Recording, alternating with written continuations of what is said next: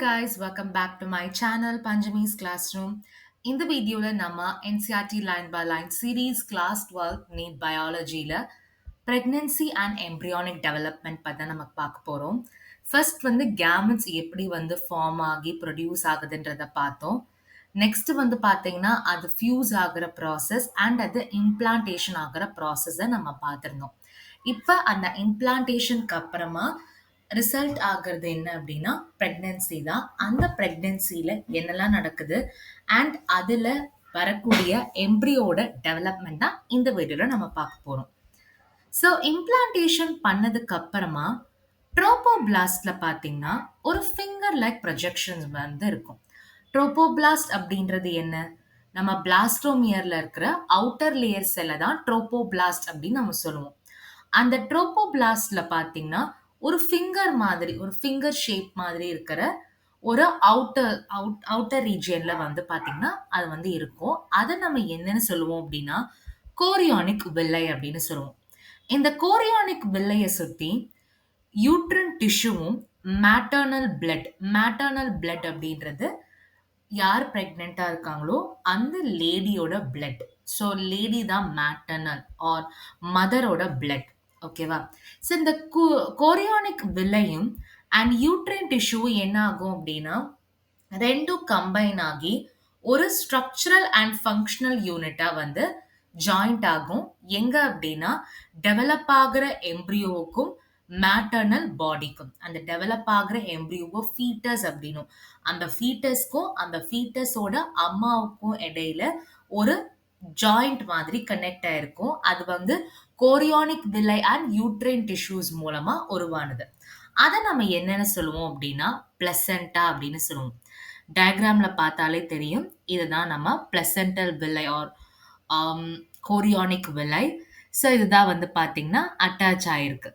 So இந்த பிளசண்டா எதுக்காக use ஆகும் அப்படின்னா ஆக்சிஜன் சப்ளை ஆகிறதுக்கு, அந்த எம்ப்ரியோக்கு தேவைப்படுற நியூட்ரியன்ஸ் அண்ட் இந்த எம்ப்ரியோலேருந்து வர removal of carbon dioxide, அதோட வேஸ்ட் மெட்டீரியல், இது எல்லாமே ஒரு இன் அண்ட் அவுட் பண்ணுறதுக்கான ஒரு ஃபெசிலிட்டி தான் பிளசண்டா கொடுக்கும்.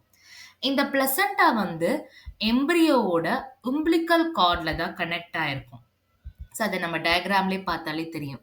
இதான் நம்ம umbilical cord அப்படின்னு சொல்லுவோம். அதோட blood vesselsம் இருக்கும்.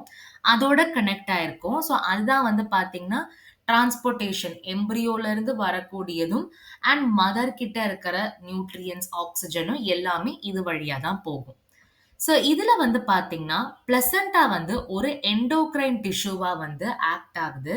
அண்ட் அந்த எண்டோக்ரைன் டிஷ்யூவாக இருக்கிறதுனால அது சில ஹார்மோன்ஸை செக்ரீட் பண்ணும். அந்த ஹார்மோன்ஸ் என்னெல்லாம்னா human chorionic gonadotropin, human placental lactogen, oestrogen, progesterone, இந்த மாதிரி ஹார்மோன்ஸ் ப்ரொடியூஸ் ஆகும். அண்ட் ரொம்ப முக்கியமான ஒரு எம்சிக்யூ என்ன அப்படின்னா ரிலாக்சின் அப்படின்ற இந்த ஹார்மோன். இந்த ஹார்மோன் பிரெக்னன்சி டைம்ல பார்த்தீங்கன்னா ஓவரி செக்ரீட் பண்ற ஹார்மோன் பேர் என்னன்னா ரிலாக்சின். ஸோ நல்ல ஞாபகத்தில் வச்சுக்கோங்க. ஹெச்சிஜி அதாவது human chorionic gonadotropin, HPL human placental lactogen and relaxin, இந்த 3 ஹார்மோன்ஸும் ஒரு உமன் பிரெக்னெண்டா இருக்கும்போது ப்ரொடியூஸ் ஆகிற ஹார்மோன்ஸ். மற்ற எந்த டைம்லையுமே இந்த ஹார்மோன்ஸ் ப்ரொடியூஸே ஆகாது. ரொம்ப இம்பார்ட்டண்ட்டான ஒரு MCQ. HCG, HPL, relaxin only during pregnancy தான். ஈஸ்ட்ரோஜன் அண்ட் ப்ரொஜெஸ்ட்ரான் நார்மலாக ப்ரொடியூஸ் ஆகும். ஸோ ஏன் இந்த மாதிரி செக்ரீஷன்ஸ், இந்த ஹார்மோன்ஸ் எல்லாம் இருக்கு அப்படின்னா அந்த ஃபீட்டலோட க்ரோத்துக்கான ஒரு சப்போர்ட்டிங் ஆனால் இந்த ப்ரொடக்ஷன்ஸ் யூஸ் ஆகுது. So prolactin, thyroxine, cortisol, oestrogen, progesterone, இது எல்லாமே பார்த்தீங்கன்னா ஃபீட்டலோட க்ரோத்தை சப்போர்ட் பண்ணுறதுக்காகவும் அண்ட் அந்த பிரெக்னன்சி டைம்ல மதருக்கு ஏற்படுற மெட்டபாலிக் சேஞ்சஸ் அண்ட் மெயின்டெனன்ஸ்க்காகவும் தான் இந்த ஹார்மோன்ஸ் எல்லாமே செக்ரீட் ஆகுது. ஸோ இம்ப்ளான்டேஷன் ப்ராசஸ் நடந்ததுக்கு அப்புறமா இன்னர் செல் மாஸ் என்ன ஆகும் அப்படின்னா அவுட்டர் லேயர் அண்ட் இன்னர் லேயரா மாறணும். அவுட்டர் லேயரை எக்டோடர்ம் அப்படின்னும் இன்னர் லேயரை எண்டோடர்ம் அப்படின்னு சொல்லுவோம். எக்டோடெர்முக்கும், எண்டோடெர்முக்கும் இடையில இருக்கிறது தான் மீசோடெர்ம் அப்படின்னு சொல்லுவோம். இந்த 3 லேயர் தான் என்ன பண்ணும் அப்படின்னா, டிஷ்யூஸ், ஆர்கன்ஸ் எல்லாமே ப்ரொடியூஸ் பண்றது இந்த 3 லேயர் மூலமா தான். ஸோ ரொம்ப நல்லா ஞாபகத்துல வச்சுக்கோங்க. Stem cells. ஸ்டெம் செல்ஸ் அப்படின்றது இன்னர் செல் மாஸ்ல இருக்கிற ஒரு குறிப்பிட்ட செல்ல தான் நம்ம ஸ்டெம் செல் அப்படின்னு சொல்லுவோம்.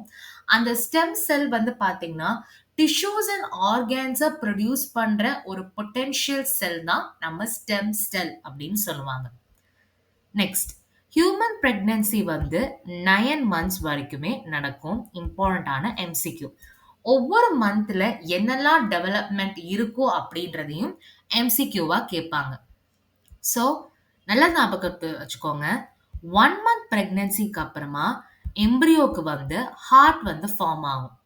ஸோ இந்த ஹார்ட் ஃபார்ம் ஆகும்போது ஸ்டெத்தஸ்கோப் மூலமா ஹார்ட்டோட சவுண்ட் வந்து லிசன் பண்ணி அவங்களோட growth எப்படி இருக்கு அப்படின்றத ஐடென்டிஃபை பண்ணுவாங்க. ஸோ ஃபர்ஸ்ட் மந்த் பிரெக்னன்சிக்கு அப்புறமா எம்ப்ரியோக்கு டெவலப் ஆகிறது heart. Next, second month pregnancy எண்டில் வந்து பார்த்தீங்கன்னா டெவலப் ஆகிற எம்ப்ரியோக்கு லிம்ஸ் அண்ட் டிஜிட்ஸ் வந்து ஃபார்ம் ஆகும். லிம்ஸ் அப்படின்றது ஹேண்ட், அதோட ஃபிங்கர்ஸ், அதோட டெவலப்பிங் ஸ்டேஜ் தான் லிம்ஸ், டிஜிட்ஸ் அப்படின்லாம் சொல்லுவாங்க.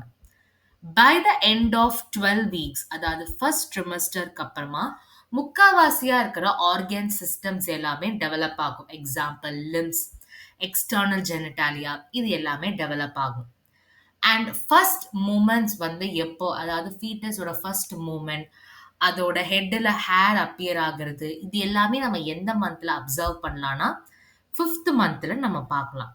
அண்ட் செகண்ட் ட்ரிமஸ்டர், அதாவது 24 வீக்ஸோட எண்டில் அந்த ஃபீட்டஸோட பாடியை சுற்றி ஃபைன் ஹேர் அண்ட் அந்த ஹேர்ல வந்து ஐலிட்ஸ், ஐலாஷ் இப்படின்னு தனித்தனியாக செப்பரேட் ஆகி ஃபார்ம் ஆகும். அப்படி 9 மந்த்ஸ் ஆகும்போது அந்த ஃபீட்டஸ் நல்லா டெவலப் ஆகி டெலிவரிக்கு ரெடியா இருக்கும். ஸோ இதுதான் ரொம்ப முக்கியமான ஒரு எம்சிக்யூ. ஃபர்ஸ்ட் மந்த்ல ஃபர்ஸ்ட் மந்த் எண்ட்ல ஹார்ட் வந்து டெவலப் ஆகும். செகண்ட் மந்த் எண்ட்ல லிம்ஸ் அண்ட் டிஜிட்ஸ் டெவலப் ஆகும். ஃபர்ஸ்ட் ட்ரிமஸ்டர் எண்ட்ல எல்லா ஆர்கன் சிஸ்டம்ஸுமே டெவலப் ஆகும்.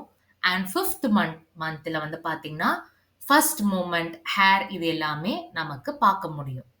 ஸோ இவ்வளோதான் நம்மளோட ஆம், நம்ம எம்ப்ரியானிக் டெவலப்மெண்ட் அண்ட் பிரெக்னன்சியோட டாபிக். இந்த டாபிக்ல ஏதாவது டவுட் இருந்ததுன்னா மறக்காம கமெண்ட் செக்ஷன்ல போஸ்ட் பண்ணுங்க.